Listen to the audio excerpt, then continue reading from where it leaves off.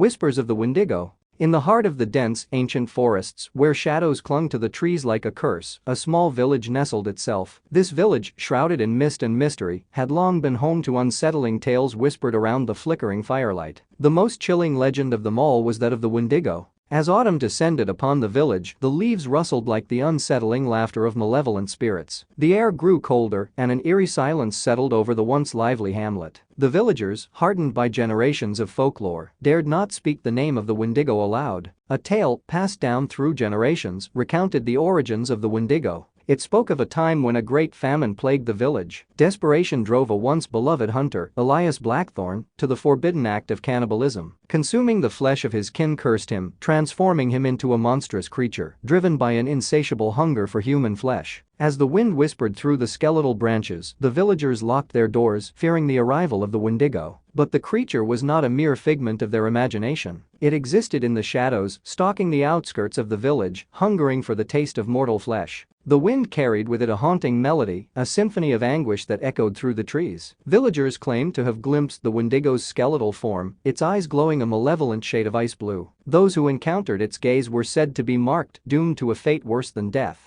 On the eve of the winter solstice, when the longest night draped the village in darkness, the wind howled with a sinister intent. The villagers, gathered in fear, could feel the Wendigo's presence approaching. They reinforced their homes with charms and symbols passed down from their ancestors, hoping to ward off the malevolent spirit. Yet, one by one, the villagers began to disappear. It was on a frigid night, with the moon shrouded in ominous clouds, that a young woman named Elara ventured into the woods. Driven by a morbid curiosity, she sought to confront the Wendigo and break the curse that gripped her people. The forest whispered secrets as Elara delved deeper into its heart, each step accompanied by the crunch of frosted leaves. A bone-chilling gust of wind carried with it the ethereal whispers of the Wendigo, taunting her with promises of power and forbidden knowledge. As Elara stumbled upon the creature's lair, she beheld the Wendigo in all its ghastly glory. Its emaciated form towered over her, antlers resembling skeletal fingers reaching for the heavens. The air turned to ice as the Wendigo fixed its piercing gaze upon her. In a voice that echoed from the depths of the underworld, the Wendigo spoke, tempting Elara with the knowledge to end her people's suffering. The choice lay before her: succumb to the darkness or resist the allure of forbidden power. The wind howled louder, carrying the weight of Elara's decision, as she stood at the crossroads of destiny. The village awaited its fate, caught in the eternal dance with the Wendigo, as the chilling winds continued to whisper tales of horror and despair. Elara, transfixed by the Wendigo's haunting voice, felt the tendrils of darkness wrapping around her soul. The creature's promises echoed with tempting whispers, promising an end to the villagers' suffering and an eternity free from hunger. The village, unaware of Elara's choice, descended further into a nightmarish abyss. Each passing day brought more disappearances, leaving behind a pall of terror that clung to the air like a suffocating fog. Those who remained lived in a perpetual state of dread, fearing that the Wendigo's hunger would turn its gaze upon them next. Elara, now a vessel for the Wendigo's malevolence, returned to the village with an unnatural aura surrounding her. Her eyes glowed with an otherworldly light, and an unsettling calmness replaced the warmth that once resided within her.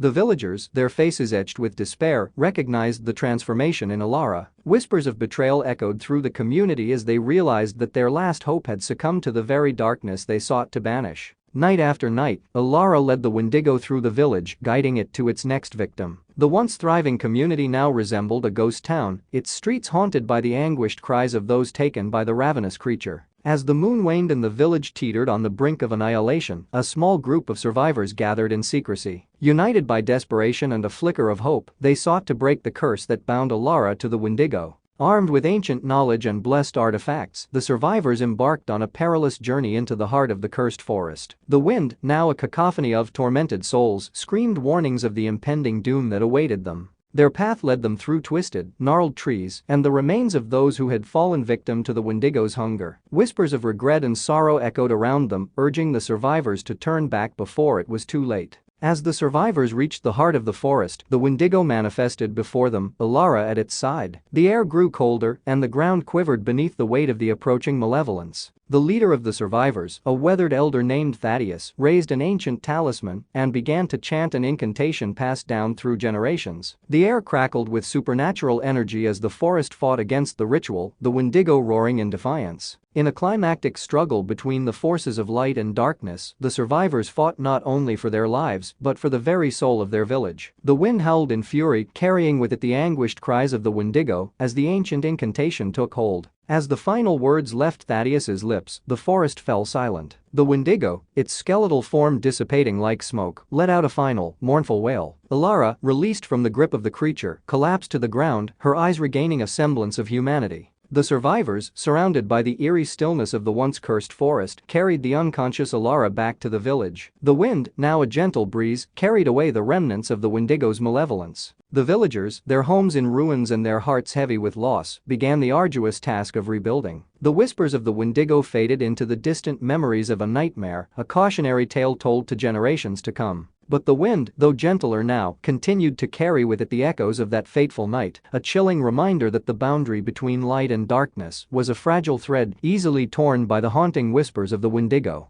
Months passed since the villagers' victory over the Wendigo. The once cursed forest, now reclaimed by nature's steady hand, stood as a haunting testament to the horrors that had transpired. The survivors worked tirelessly to rebuild their lives, yet the shadows of the past lingered in every rustling leaf and creaking branch. Elara, haunted by the memories of her time under the Wendigo's influence, withdrew from the community. The villagers, though grateful for her sacrifice, couldn't shake the unease that clung to her presence. Elara, tormented by nightmares and plagued by visions of the Wendigo's skeletal form, found solace only in the desolate corners of the forest. One fateful night, a dense fog rolled into the village, casting an ominous veil over the moonlit landscape. The wind, now a mere whisper compared to the howling tempest of the past, carried with it a spectral melody that seemed to beckon Elara into the heart of the woods. Compelled by an unseen force, Elara wandered into the shadows of the ancient trees. The villagers, oblivious to her departure, slept soundly, unaware that the nightmare they thought they had escaped was about to return.